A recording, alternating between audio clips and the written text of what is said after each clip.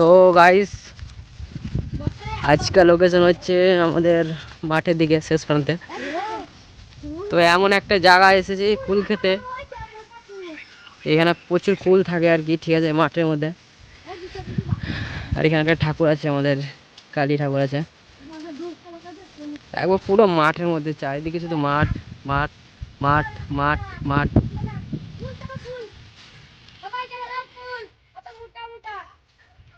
মানে জায়গাটা পুরো অনেকটা ভয় ভয় ভাব, মানে এখানে সামনে আগে এখানে মরা মরা আর কি পুরো ওই জায়গাটায়।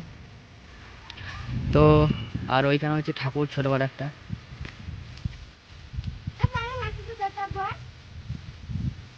তো শুনেছি এখানকার অনেক নাম ডাক, শুনেছি যে এখানে একটা ঠাকুর আছে খুবই জাগ্রত। আর এই জায়গাগুলো অনেক সাপও আছে, ভালো ভালো অনেক বড় বড় সাপ আছে। আর এখানে শুধু ফুল গাছ আছে এই জায়গাটা, আর এই জায়গাটা আমার খুব ভয়ানক লাগছে।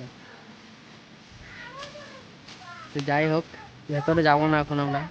তো ওখানে মন্দির আছে, তো ওরা যাবে, তো নিয়ে আসছে ফুলরা। সেই জায়গা এখানে সব ঘোষ গ্রামের ছেলেগুলো সব আসে, পিকনিক ফিকনিক করতে আসে। তো আমরা আসি না, অনেকটা দূর হয়ে গেছে। আর সামনে ওই দিকে আছে উপলাই, আর আমাদের বাড়ি হচ্ছে এই দিকে আউগ্রাম। তো আমরা অনেকটা দূরেই আছি। তো এখনকার ছেলেপেলেগুলো অতটুকু ভয় করে না, মানে সব জায়গায় চলে যায়, মাঠের মধ্যে হোক কোনো জায়গায় হোক, সব জায়গায়।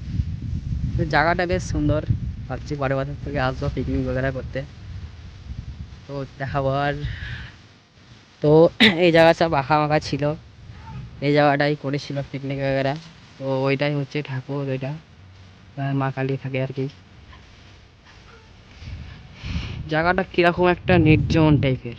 দুপুরবেলা এখন বাজছে 12টা বাজছে প্রায়। কিরকম মানে চারিদিকটা গাছ, মাঝখানে একটা ফাঁকা, একদম ভালো ভালো লাগলো জায়গাটা এসে। আর ওই সাইডটা মরা বাগারা পুরাতো আগে, মানে এখনকার না, আগে পুরাতো।